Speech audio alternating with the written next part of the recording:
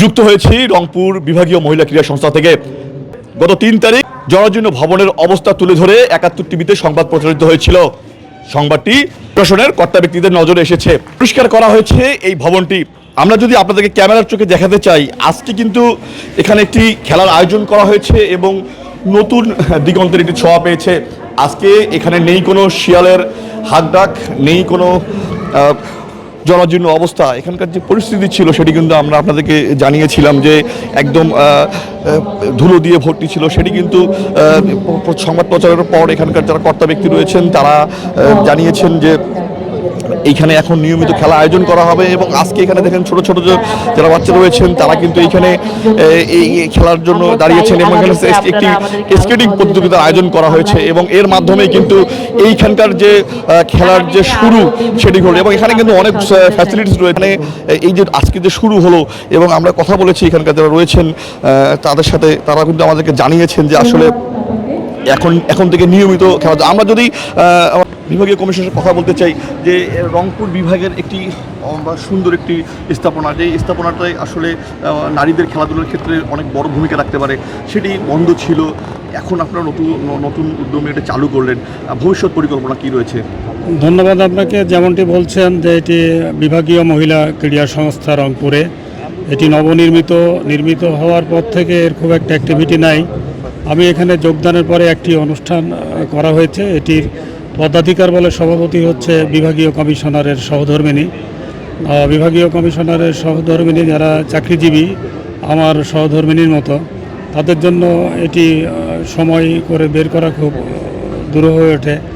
এজন্য এই জায়গাটি বা এই ক্রীড়া কমপ্লেক্সটি যেভাবে গতি পাওয়ার কথা সেভাবে গতি পায়নি।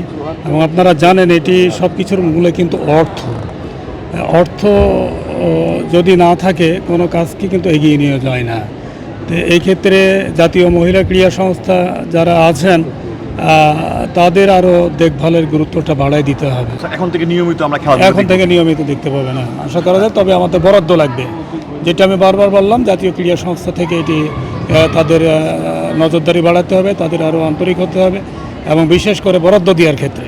ধন্যবাদ। একদম স্পষ্টভাবে জানালেন যে মাননীয় বিভাগীয় কমিশনার যে তার যে নিজস্ব অর্থ থেকে এখানে আজকের এই আয়োজনটি করা হয়েছে এবং এই আয়োজনের পিছনে তিনি চান যে আসলে এই অঞ্চলের যে নারীরা রয়েছে সে নারীদের খেলাধুলার ক্ষেত্রে এই পুরো অবকাঠামোটি চালু থাকবে এবং ভবিষ্যতে এখানে জাতীয় মানের খেলোয়াড় বের হবেন, এই প্রত্যাশা কিন্তু এখানকার সবাই করেছেন।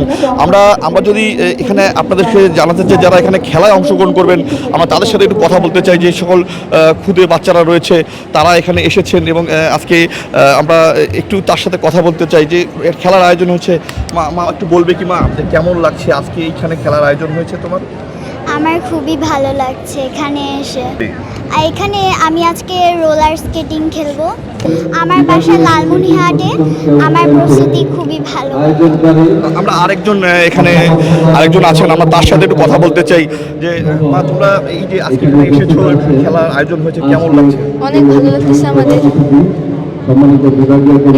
রোলার স্কেটিংতে আমরা আসছি, লালমনিরহাট থেকে আসছি। এই প্রশিক্ষণ শুনে আমাদের অনেক ভালো লাগতেছে। শিখে আমরা আরো আগায় যেতে পারি, এই প্রশিক্ষণের মধ্য দিয়ে আরো আগায় দিতে চাই।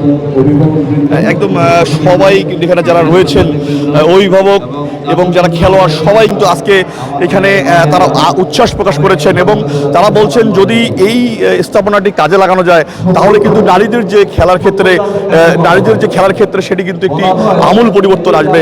মাহবুব সুমন, ৭১, রংপুর।